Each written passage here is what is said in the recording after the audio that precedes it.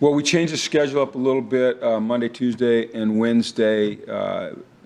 It's a short week. We wanted to make sure we maximized our preparation time, maximize the time that our players have to rest and recover, and yet still get the work we needed to get done on the field. And so we moved our practices to the evening. So we practiced last night. We'll practice this afternoon, evening. We'll practice tomorrow. Afternoon, evening, gives us a little more time in the morning to watch film, to meet as a staff, for our players to, like I said, get off their feet and get rested and ready to roll on a short week. I've always felt like the important thing on a short week is to be mentally focused and to be as fresh as possible. And so, we're not adding a lot in the game plan on offense and defense. We're just trying to do better, play harder, play with more focus, less human error, and build on some of the good things we've done and try to eliminate some of the things that have hurt us as a football team. It's exciting to be part of this game, Connecticut versus Massachusetts. I know that it means something to all of us, to both sides. I know it means something to our players.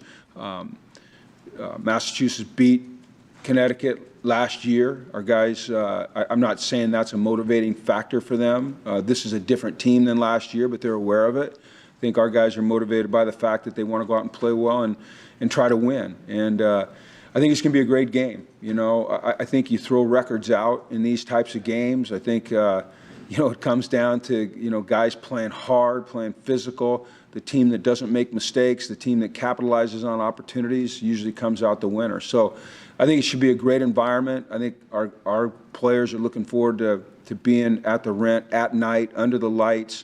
Hopefully there's a good crowd, and we're excited to go out and compete again.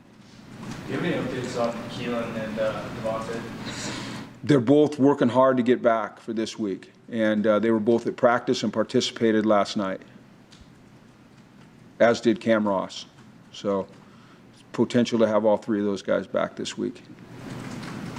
Cam Ross can play? Yes. Wow. Yeah, I know. Big wow. Yeah. He's done an amazing job. Our medical team, our athletic trainers, and specifically Cam, just the way he's just worked to come back. Now, it was a break, so there's only so much you can do in the healing process, but he healed. He stayed in shape. He stayed strong. He's been moving around the field for 2 weeks, and he's most likely going to have an opportunity to do some things. I'm not saying he's going to get 40 or 50 plays, but there'll be some things that hopefully he can do if things go as planned here on Tuesday, Wednesday, and Thursday in practice. Is that kind of a surprise to you? I know you said you went out to practice last week and you just saw him running, but yeah, it is. Yeah, a little surprising to me. I was a little surprised. I asked Bob Howard last night, what about Cam? And he says, if things go well this week, he's going to be able to play a little bit. Okay, well, thank you. I wanted to give him a big hug. That's a treat, not a trick. That's right. It's a Halloween treat. But once again, I'm sorry to cut you off. We just need to, he still needs to progress through this afternoon's practice, tomorrow's practice, Thursday's practice. And then, you got to look a kid in the eye, right? And you got to see whether or not he has that true confidence to go out and play. Because the last thing you ever want is someone to be hesitant because of an injury or any reason, and then they put themselves in more of harm's way. So we're never going to just we're going to make sure they're not just physically right to play, but they're emotionally and mentally right to play. Your defense obviously played great last week. What improvements have you seen in your defense over the last few weeks? Well, I thought last week we tackled better, and we played a little more physical, and we still made, when you went back and look at the film, it wasn't, I don't think it was our best performance of the year. We busted a couple coverages. We lost leverage on a couple things. We didn't finish on the passer enough when we had chances, but we tackled better, and we played hard. When you play hard and when you tackle well, you've always got a chance to have a pretty good performance. And then, of course, taking the ball away. Pre-snap penalties were an issue on Saturday. How do you address that? Well, you talk about it. you emphasize it in your talks about it, how important it is, and you have to make sure that they all understand that it's controllable. It's human error. And if we can focus in, understand the ramifications of a penalty on 1st and 10 that turns it now into 1st and 15, when you're an offense that, we need those yards, right? We don't need to be behind the sticks. And then in practice, it's things like having the defense jump a little bit, move, try to bait them into moving. But it just comes down to this, is that on game day, during those moments when it's intense out there, it's just having the mental toughness to just be able to focus. It hasn't been a problem. It was a problem. It can't be a problem. And so we've addressed it, and we'll continue to address it. And it needs to go away, and I'm confident that these guys understand it, and they'll take it seriously, and they'll work really hard to correct it. Was BC making calls at the line? Was that contributing to that? Yeah, but that doesn't matter, They were making a blue call, which is one of our cadences. They have the ability to get a cadence and then mimic it. Officials are supposed to enforce that, but they don't always hear it, And none of that should matter, right? It just shouldn't matter. If we start letting that into our thought process as an excuse, then we're going to fail. So we just have to be better, and we will be. When you first got here, what did you hear about this whole UConn-UMass rivalry? Like, what was it that made that an important game? I didn't hear a lot about it. For me, I think it was when they hired Don Brown, someone I know and have a ton of respect for. It was more, oh man, this team that we're going to play just hired a hell of a football coach, a guy that I really respect. I didn't know him much as a head coach because I wasn't around when he was a head coach before, but I certainly knew him as a defensive coordinator and the things that he did at Michigan. I was on the sidelines last year when Arizona played Colorado. I was on the Arizona sideline with Jed Fish and was around Coach Brown a lot on that day. He didn't know I was around because he was focused in, but I got to listen to him and watch him move and interact, and I was really impressed with him, which I knew I would be going in. But in terms of the rivalry, it wasn't something that was talked about a lot, but it just makes sense. It's Connecticut and Massachusetts. I mean, what are we, 16 miles from the border here or something like that? So it's only natural, that even for a guy coming from as far away as I did, that this is important, right? This is the University of Massachusetts and the University of Connecticut. So it's a big game.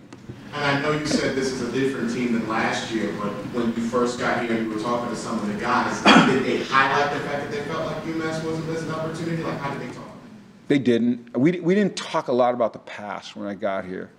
We talked about the future. And that wasn't, the only thing I was doing in looking at the past was trying to learn, how we could go forward in the future. So it wasn't necessarily about particular games or rivalries. It was just about becoming a better football team. But now it's that week, right? Now it's that week, and so it takes on more significance than it would have, in December or January or February. The focus is different, right? The focus was different back then. How do you evaluate the offensive performance last week? You scored 13 points. There were times where you struggled to move the ball. Mm-hmm. How do you fully? Were there encouraging signs? Were you encouraged by what they showed?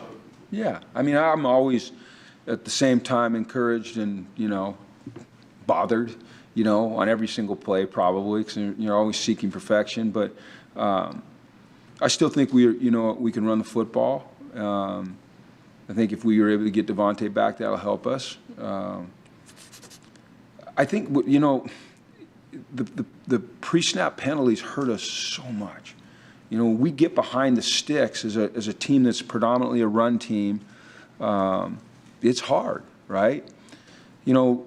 Keelan, his last two plays have been a touchdown against Utah State where he hurts his collarbone and goes out, and then a catch against, Boston College where he hurts his ankle and goes out.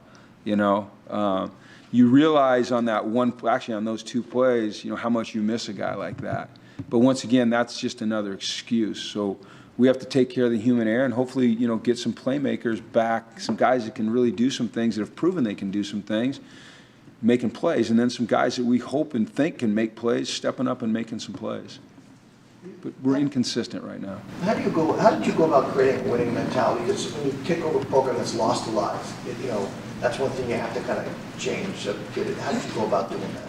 Well, I mean, it's a daily endeavor. It's a process that you go through from the minute you walk in and you start addressing the team that you're now coaching. It's the words that you use. It's the way you talk to them. It's the inflection in your voice. It's being demanding, and yet at the same time still building hope. It's setting a standard every single day and never relaxing that standard for yourself or for anyone else. I think more than anything, though, it's having the right people in the room. And between our coaching staff and the players, you know, we have the right people in the room. And so when you make these demands or you set high standards or you hold people accountable, there's an understanding of why you're doing it, because you're all striving to, you know, find an edge or a new edge or mark a new line or reach a new level, and everyone's bought in, so it becomes pretty easy. So it's all about the people. And when did you see that transformation? Was there a point, week 3, whatever, you saw this transformation of they're getting it? I mean, I see it like kind of every day, you know, because I get to be around them every day, right? But it has to manifest itself on the field. And you know, this is interesting, but I told you people after the Ball State game what it was like in the locker room. It was very frustrated and very disappointed, and you know, a sense of anger and a real realization that we'd let one get away, that we had a real opportunity to win, to get to 500. And at that moment, I realized that while, you know, that frustration and sometimes that anger can, you know, be agitating, it was a good thing because it meant that they'd raised their level of expectation and they weren't going to accept losing. It wasn't just going to be, oh, we lost, we're supposed to lose, we're UConn, we always lose, we'll go play the next one. You know, they were pissed. And so I think that's probably the moment when, for me, in a loss, you know, showed up the most.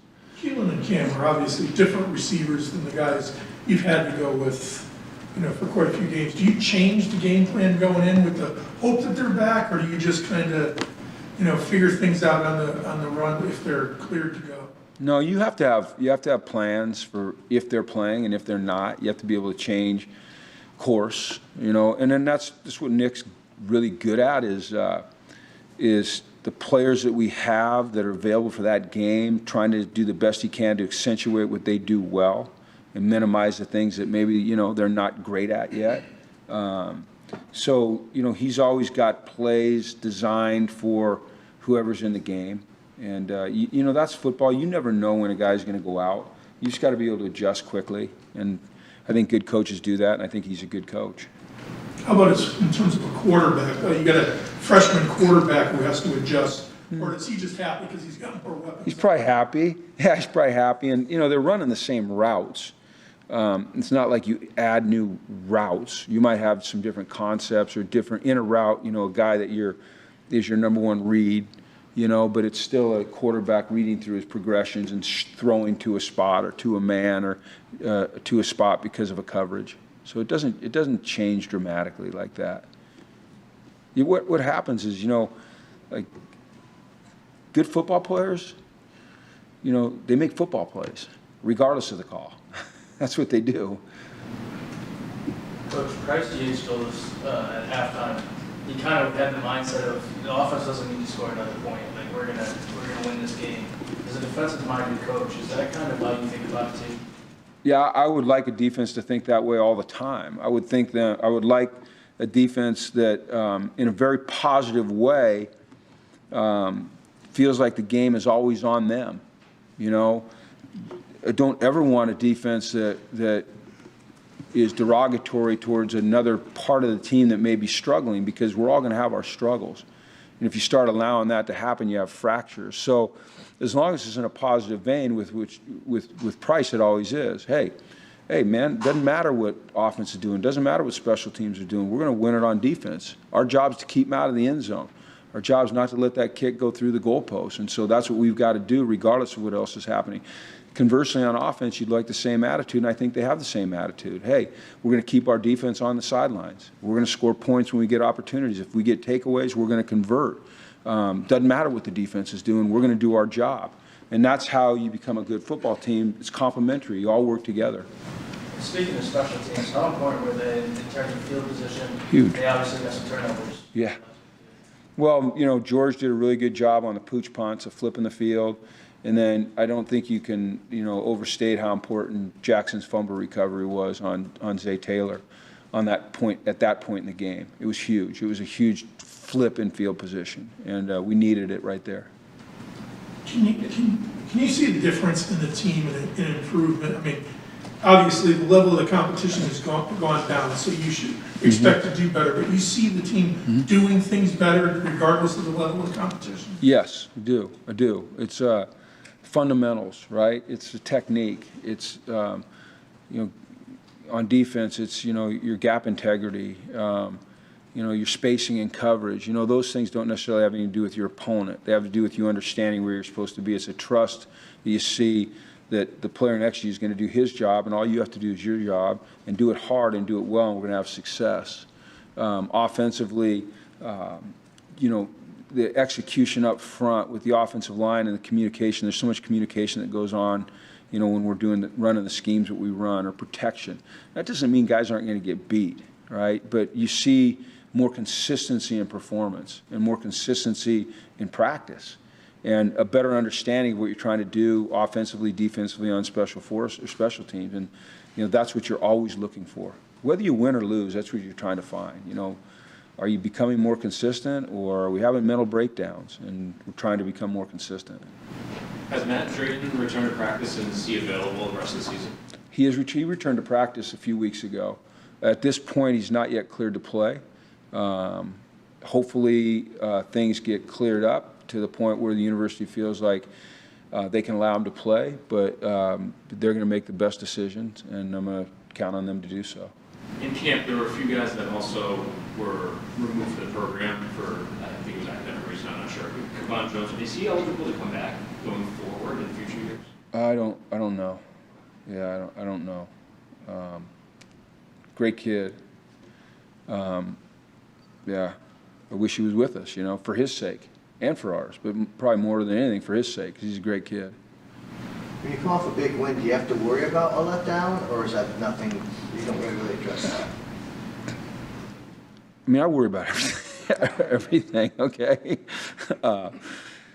I think that it's all in the way you say it, right? Hey, we can't have a letdown is a lot different than, hey, we got to find ways to raise the level around here, okay? Great win, but man, let's really evaluate the performance. Was it all we're capable of doing, right? I think that it's how you talk to them that matters. And then I think when you have a win like that and you get the opportunity to play 6 days later against, a team that beat you last year and is right up there, I mean, it doesn't take a lot to bring the focus right back to where it should be. Coach, Keelan and Cam, when they were both out, they seem like very different types of people. Keelan, we always saw on the sideline. You think?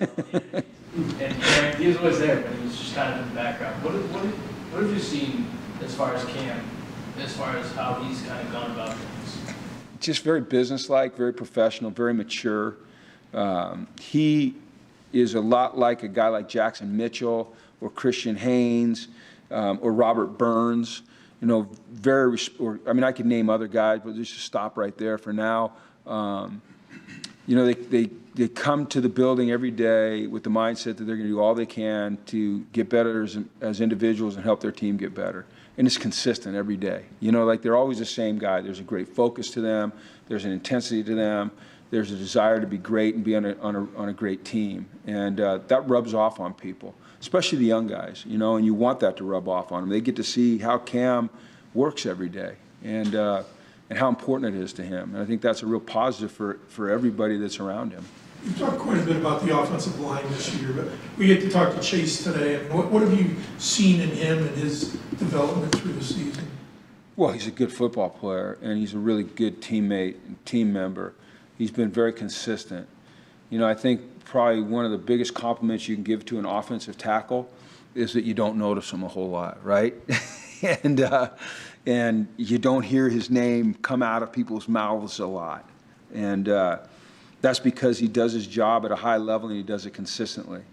And he's always got a smile on his face. You know, when you're in a room with a bunch of players and you're up there talking, you got some guys in there that no matter what you're saying, they're validators. Like, you know, I know this. I could be speaking in a different language, and if I looked at Ian Swinson, he'd go like that, you know. And I know that if I look at Chase Lunt, he's going to go. So if I ever get off track in a team meeting, I just find one of those two, and they go. You know, they kind of get me back. Okay, I guess I sound okay. You know, I mean, it's really funny because those are the two guys. They're always smiling. You know, so that's his personality. You know, and I really enjoy being around him. I think our team really enjoys being around him. What Durante Jones' role on the defense? His personality or whatever. How does he play into the overall success? I love coaching that young man. He's so passionate about football. He wants to do everything he can every single week to be as prepared as he can to go out on that field and play well. He studies like crazy. He watches extra film on his own like crazy. He understands not only his job, but what everyone else is doing. You know, he's rare. Football is so important to him. Being a good football player is so important to him. Winning football games is so important to him.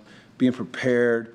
You know, every once in a while you got to calm him down a little bit, like, you know, the game the other day, because he just, you know, he's so passionate. But I'd rather have that, right? I'd rather have a guy that every once in a while you got to go, hey, whoa, don't run down to the student section right now, okay? Come on back here, right? I'd rather have that guy than, you know, the mopey-dopey kind of guy. So I love coaching that guy. Love coaching him.